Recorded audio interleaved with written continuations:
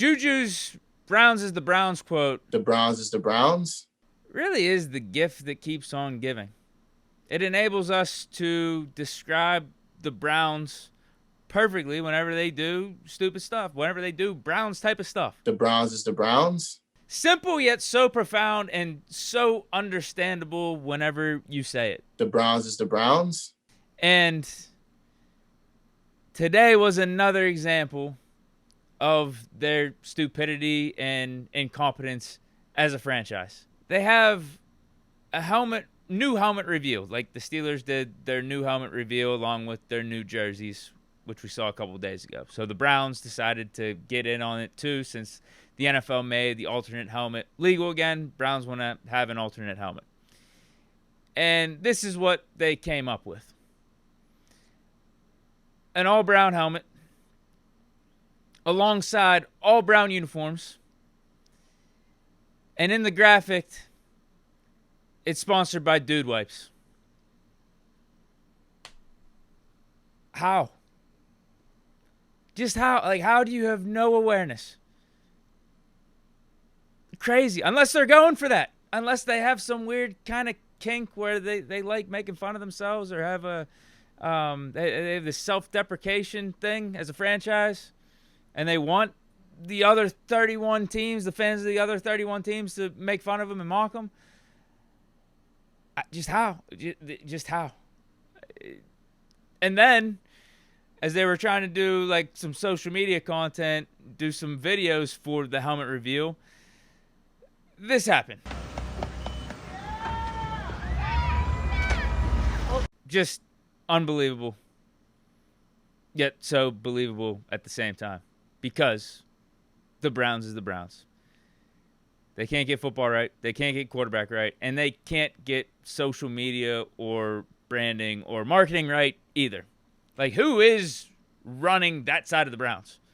Who's running the marketing? Who's running the social media, the graphics, all that shit? Because this isn't the first snafu of the offseason. This happened. This was one of their things that they were promoting during the draft.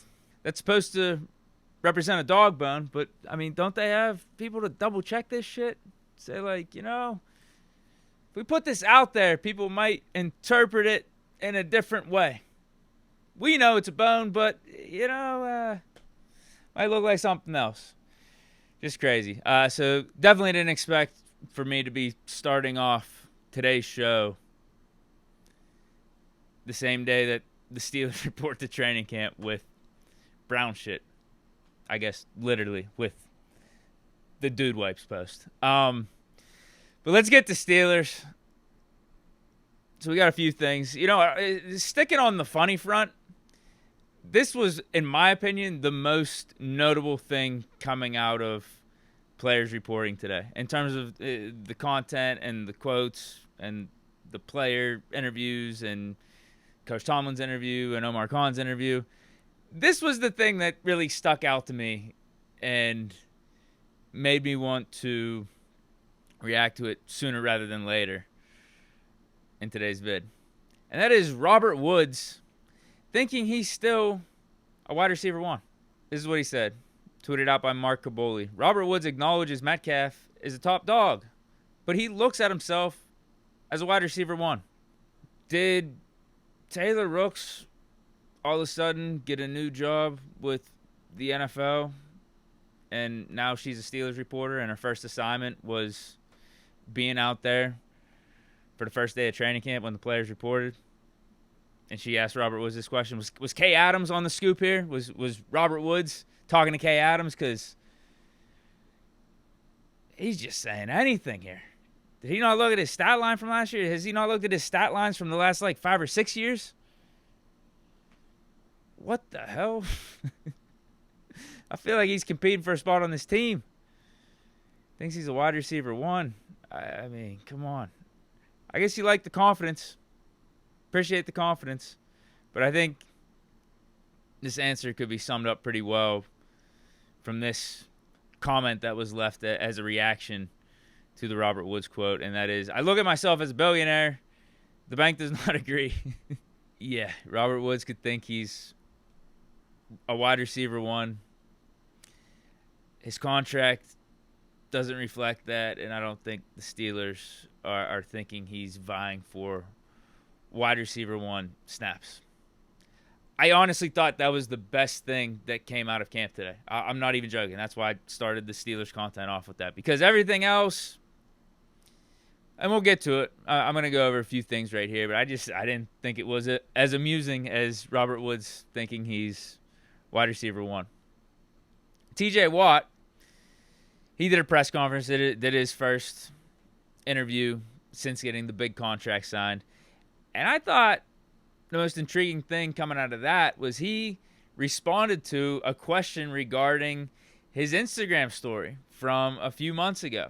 Like, I didn't think that was ever really going to be asked. It kind of came out of nowhere. But I think it was kind of interesting because TJ, he's never really done this before. Posted anything cryptic on social media. Nothing passive-aggressive like that. And 2-3 months ago, he posted to Instagram a picture with him throwing up the peace sign, the deuces. Everyone's like, what the hell is going on with TJ? Obviously, he's in the last year of his contract. He's looking for an extension. The offseason has started, and he's posting this picture. This is kind of out of nowhere. What does it mean? Here's what he had to say. Sometimes it's just fun to have fun with the narratives out there because, I mean, obviously I'm very in tune with what's going on in negotiations and how things are going. And it's fun to see what you guys are all writing, thinking that things are one way even though they're completely a different way. So sometimes it's fun, especially when it's early in the off season, to kind of throw something out there and see what happens. And it stirred things up a lot more than I ever thought it could. Did it get things going faster? I mean, did it work to your advantage in negotiations, or did it just stir stuff up for us? I don't know. That's the great thing about negotiations. You never know what works. I'm sure both sides have things that they've done and that they used as tools and chess pieces per se throughout the process, but I'm sure you'll never know what worked and what didn't. So sounds like he was doing a little bit of both. He has a sense of humor, wanted to mess with the media, wanted to mess... wanted to mess with the fans a little. I don't think he's trying to mess with the fans. I think he wanted to mess with the media and see where they would take that cryptic message and what headlines could be created. Doing that, but also it seems like he really was using it as a negotiation tactic with the Steelers. Because by posting that, media would run with it, stories, conversation around TJ Watt being unhappy would ramp up. Fans would, especially fans that want TJ Watt to be a Steeler for life, would get pissed and say, like, Steelers, come on, like, what's going on here? Sign TJ Watt to a contract. Let's get this done sooner rather than later. What's the holdup? So, yeah, it looks like he actually, I don't know where he got the advice from to do that, or if he just did it himself.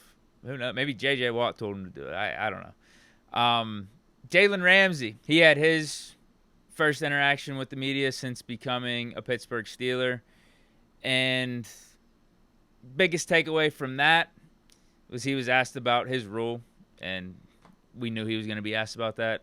Is he going to play safety? Is he going to play corner? What's going to happen? What conversations has he had with Tomlin regarding that? And this was his response. Go in the slot, bouncing out to safety. What have they kind of told you about what that's going to be? I'm going to play football. And we're going to figure that out together, huh? Is that something that you've had conversations with them about? Yeah, a little bit. Jalen, do you want to play safety? I just want to play football. I don't even know if I could really say this or not. I don't know. Bert might hit me or something. But, it's all good. I just want to play football. I don't care where I'm at. Corner, safety, slot. But at the same time, I don't think I'm getting paid what I'm getting paid to not be in a position to affect the game and be in certain spots. So I'll just say that. Looks like to me, and sounds like to me, based off the body language, the tone, that Ramsey still views himself as a corner. And if it's up to him, he's playing corner. Whether it's outside or slot, because he did some slot with the Rams, one season, I think it was almost 30% of his snaps in the slot. So he's willing to do that, willing to do versatile at cornerback, inside, outside. Safety, I didn't really get those vibes there that he was too eager to be playing safety. But also gave the impression that he's just willing to do whatever it takes to help this team win. And Tomlin doesn't seem to hold any qualms for moving Ramsey around. In fact, he seems very excited about potentially doing it. We're going to start him regardless. Where we move him around and things really depends on what offenses are doing. Make no mistake, those top three corners that I mentioned, Jalen Ramsey, Slay, and Joey Porter Jr., they're going to be on the field. I don't care what offenses come out in. They're coverage people. Describe them however you wish to describe them. They're capable of covering eligibles and minimizing the timing and successfulness of offensive passing game. So that could be a point of tension potentially. Remember how we talked about it like a week ago with Ramsey and how things went south with the Dolphins with him. And part of it was because he didn't really respect McDaniel, didn't really respect the Dolphins organization. It's different here. I think he very much respects Steelers organization, the history, the tradition, all that. I mean, I'm excited for everything that has to do with this organization. Obviously, this is a story franchise. I haven't, obviously, I won a Super Bowl, love my time with the LA Rams, but I can't necessarily say that I've played for like a story franchise like this yet. So this is very exciting for me. I'm just embracing all of it, really. And he also respects Mike Tomlin. But if it is his preference to, not be playing safety, it just could get interesting. Tomlin said that Ramsey, Slay, JPJ, they're all going to be on the field. Like starting, playing the majority of the snaps. We're going to figure out a way to get those guys out there. But depending on the personnel the offense puts out, there are just naturally, I feel like, going to be snaps that Jalen Ramsey is playing safety. It's going to have to be. I mean, if you're talking about one of those three who has the best ability to play safety, it is Jalen Ramsey. I'm sure Slay could do it. I'm sure Joey Porter Jr. could do it. But, yeah, Jalen Ramsey, the talks about him moving to safety, potentially transitioning to safety at some point, are legit. And for a good reason, because of his athleticism and because of his football IQ and all that. So, yeah, it's just we're going to have to see it play out. We'll have to see it play out. Winning cures all. I'll just say that. Success, winning, cures all. That's it. Even if Ramsey plays some snaps at safety and he's not too eager about it. If we're winning, defense is balling out, he's playing well, I'm sure we're not going to hear about it at all. A couple more things. Yeah, this isn't really, we talked about some of this stuff for the last couple weeks. It's just that we actually hear from the people that are responsible for making these moves. Omar Khan gave the reasoning why we traded for Jalen Ramsey and Jonnu Smith. And you guessed it, it was because of their versatility. We traded for Jalen and Jonnu Smith, and you guys have heard me several times talk about how important position flexibility is for me. And that's what those guys are. Those guys are both Pro Bowl players that, in my opinion, in our opinion, can line up in different places on the field and do some exciting things. And, we'll see how it all shakes out. It's what training camp's for. We'll figure out the roles. But just really, really excited to have those guys on board. I think they're going to help us. And, again, those are guys that, just getting to know them over the last few weeks, guys that are our players I think you guys and the fans are really going to enjoy having around. He was also asked about any new moves that may happen, whether it's adding another weapon on offense or adding a safety since we traded away Minka. And his answer really gives off the vibes that he's not stressing about adding a new piece anytime soon. And, in fact, he's proud of the roster that he's been able to construct this offseason. I'll be honest with you. We made a lot of moves this year, and I feel really good about where our team is right now. So to say that we're out there trying to find someone, and that's not the case. If an opportunity comes available, we'll look at it. But I feel really good about our team. So as I've been saying, I think we're going to see, from an offensive standpoint, what Jonnu Smith, Roman Wilson, Calvin Austin, Robert Woods, what they could do together. And then on defense, with us bringing in Jalen Ramsey and already having JPJ, Darius Slay, Thornhill, and Deshaun Elliott, like that's 5 players right there. Those are 5 guys that I'm sure Tomlin's is gonna want to have on the field at a pretty high clip. So that's 5 players. There might not be room for another safety to be brought in if all is well and good with those 5 guys. Don't forget a Brandon Eccles. Don't forget a Beanie Bishop too. So, if we're looking for just football players, guys that we could move around and do different things with, then obviously we ain't stressing about bringing a guy in like a Justin Simmons or a Julian Blackmon. Although I saw with Julian Blackmon, did he sign with the Saints? It's looking like something's close with him and the Saints ever since Tyrann Mathieu retired. But that would be another name that's off the board for the Steelers. So really the only guy, because we went over some of the safety names, the only guy that I would be interested in is Justin Simmons.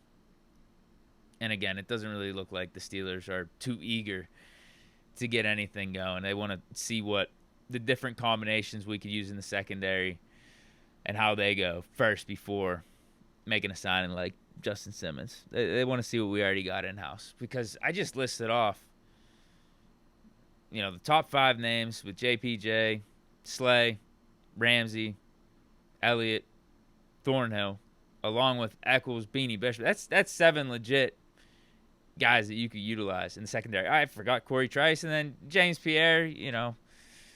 I don't think all of us are too high on James Pierre anymore, but as your 7th or 8th guy in the secondary, not a bad dude to have, especially with his special teams acumen. But that's it for today's show here and reaction to the content coming out of first day of training camp, or at least the day where the players reported. Just an update. I told you guys for this video I was going to give an update for what to expect over the next few days with training camp starting. And unfortunately, also fortunately, I'm going to be out of town. So content may be sparse for the next few days.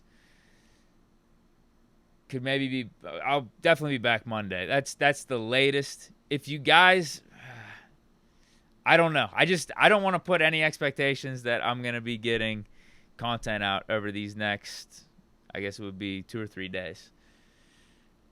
I want to, but I'm also, sometimes you got to enjoy the time off, Enjoy the time off. I'll be back Monday. Maybe Monday we'll recap the first 2 or 3 days of training camp in totality. The most interesting things are the biggest storylines coming out of the first 2 or 3 days.